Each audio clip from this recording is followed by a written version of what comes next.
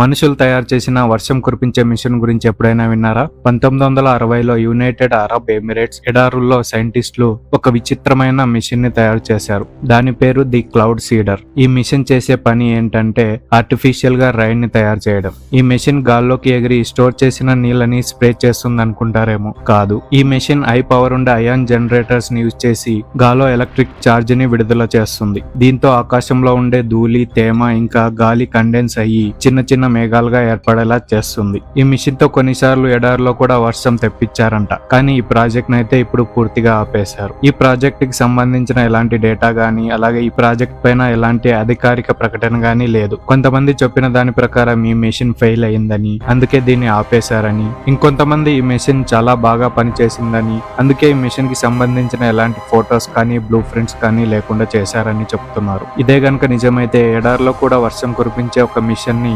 మానవాళికి తెలియకుండా అయితే పూర్తిగా మాయం చేశారు.